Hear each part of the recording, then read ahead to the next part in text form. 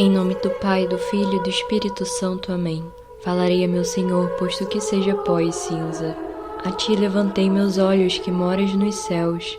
Assim como os olhos dos servos estão postos nas mãos de seus senhores, e assim como os olhos da serva estão postos nas mãos de sua senhora, assim nossos olhos estão postos em nosso Senhor, esperando que tenha misericórdia de nós.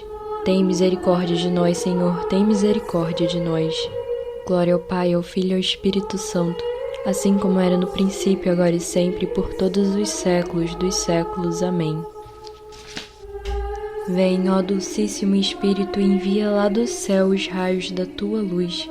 Vem, ó Pai dos pobres, vem, ó doador das luzes, vem, luz dos corações, vem, Consolador ótimo e doce hóspede de nossa alma, e doce refrigério dela, no trabalho seu descanso, no ardor do estilo sua temperança, e nas lágrimas seu consolo. Ó luz beatíssima, enche o íntimo do coração de teus fiéis. Vinde, Espírito Santo, e enchei os corações dos vossos fiéis, e acendei neles o fogo do vosso amor.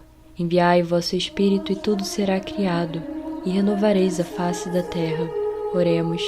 Ó Deus, que instruíste os corações dos vossos fiéis, com a luz do Espírito Santo, fazei que apreciemos retamente todas as coisas, segundo o mesmo Espírito, e gozemos sempre de suas consolações. Por Cristo, Senhor nosso. Amém. Neste dia, pensarás na apresentação do Senhor ante o pontífice Caifás, nos trabalhos daquela noite, na negação de Pedro e açoites na coluna.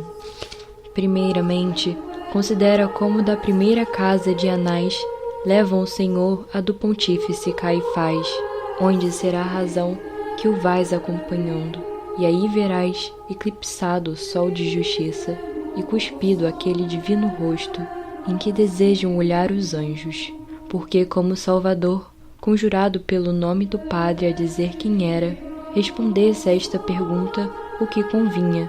Aqueles que tão indignos eram de tão alta resposta, cegando-se com o brilho de tamanha luz, voltaram-se contra ele, como cães raivosos, e ali descarregaram todas as suas iras e raivas. Ali todos a porfia lhe dão bofetões e pescoções, ali cospem com suas infernais bocas naquele divino rosto, ali lhe cobrem os olhos com um pano, dando-lhe bofetadas no rosto e brincando com ele, dizendo: adivinha quem te bateu? Ó maravilhosa humildade e paciência do Filho de Deus! Ó formosura dos anjos! Rosto era esse para cuspir nele? Para o recanto mais desprezado, costumam os homens virar o rosto quando querem cuspir, e em todo este palácio não se achou outro lugar mais desprezado do que o teu rosto para cuspir nele? Como te não humilhas com este exemplo, tu que és terra e cinza? Depois disto, considera os trabalhos que o Salvador passou toda aquela noite dolorosa, porque os soldados que o guardavam escarneciam dele, como diz São Lucas, e tomavam como meio para vencer o sono da noite o estar zombando e brincando com o Senhor da Majestade. Olha, pois, ó minha alma, como teu docíssimo esposo está posto como alvo as setas de tantos golpes e bofetadas como ali lhe davam. Ó noite cruel, ó noite desassossegada, na qual, ó meu bom Jesus, não dormias, nem dormiam os que tinham por descanso atormentar-te. A noite foi ordenada para que nela todas as criaturas tomassem repouso e descansassem os sentidos e membros cansados dos trabalhos do dia. E esta tomam agora os maus para te atormentar, todos os membros e sentidos, ferindo teu corpo, afligindo tua alma, atando tuas mãos, esbofetando o teu rosto, cuspindo o teu semblante, atormentando-te os ouvidos, para que no tempo em que todos os membros costumam descansar, todos eles em ti penassem e trabalhassem. Que matinas estas tão diferentes das que naquela hora te cantariam os coros dos anjos do céu. Lá dizem: Santo, Santo. Cá dizem: Morra, morra. Crucifica-o, crucifica-o. Ó anjos do paraíso, que umas e outras vozes ouvias, que sentieis em vendo tão maltratado na terra aquele a quem vós com tanta reverência tratais no céu, que sentieis em vendo que Deus tais coisas padecia pelos próprios, que tais coisas faziam, quem jamais ouviu tal maneira de caridade, que padeça alguém morte por livrar da morte o mesmo que lhe dá? Cresceram sobre isto os trabalhos daquela noite dolorosa com a negação de São Pedro, aquele amigo tão familiar, aquele escolhido para ver a glória da transfiguração, aquele entre todos honrado com o principado da Igreja, esse primeiro que todos, não uma, senão 3 vezes em presença do próprio Senhor, jura e perjura que não o conhece, nem sabe quem ele é. Ó Pedro, tão mau homem é esse que aí está, porque tão grande vergonhas tem de haveres sequer conhecido? Olha que isso é condená-lo tu primeiro que os pontífices, pois dás a entender que ele seja pessoa tal que tu mesmo te desonras de conhecê-lo, pois que maior injúria pode haver que essa? Virou-se então o Salvador e olhou para Pedro. Vão-se-lhe os olhos traz aquela ovelha que lhe havia perdido. Ó vista de maravilhosa virtude, ó vista calada, mas grandemente significativa. Bem entendeu Pedro a linguagem e as vozes daquela vista, pois as do galo não bastaram para despertá-lo.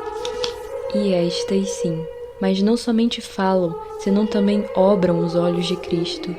E as lágrimas de Pedro manifestam, as quais não tanto dos olhos de Pedro, quanto as dos olhos do Cristo manaram. Depois de todas estas injúrias, consideram os açoites que o Salvador padeceu na coluna, porque o juiz, visto não poder aplacar a fúria daquelas feras infernais, determinou fazer nele um tão famoso castigo que bastasse para satisfazer a raiva daqueles corações tão cruéis, para que, contentes com isto, deixassem de pedir a morte dele. Entra, pois, agora, minha alma, com o espírito no pretório de Pilatos, e leva contigo preparadas as lágrimas, que bem mister serão elas para o que ali verás e ouvirás. Olha como aqueles cruéis e vis carniceiros despem o Salvador de suas vestiduras com tanta desumanidade, e como ele se deixa despir delas com tanta humildade, sem abrir a boca, nem responder palavra, e tantas descortesias como ali lhe fariam. Olha como depois atam aquele santo corpo a uma coluna para que assim pudessem ferir a seu bel prazer, onde como mais quisessem. Olha quão sozinho estava o Senhor dos anjos, entre tão cruéis verdugos, sem ter de sua parte nem padrinhos, nem veladores que fizessem por ele, nem sequer olhos que dele se compadecessem.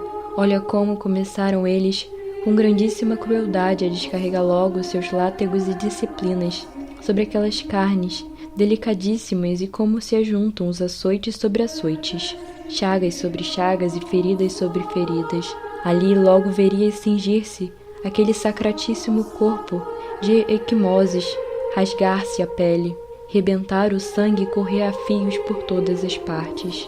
Mas sobre tudo isto, que não seria ver aquela tão grande chaga, que no meio das costas estaria aberta, onde principalmente incendiam os golpes. Considera depois, como acabados os açoites, o Senhor se cobria, e como andaria por todo aquele pretório buscando as suas vestes, em presença daqueles cruéis carniceiros, sem que ninguém o servisse, nem ajudasse, nem provesse de nenhum lavatório nem refrigério dos que costumam dar-se aos que assim ficam chagados.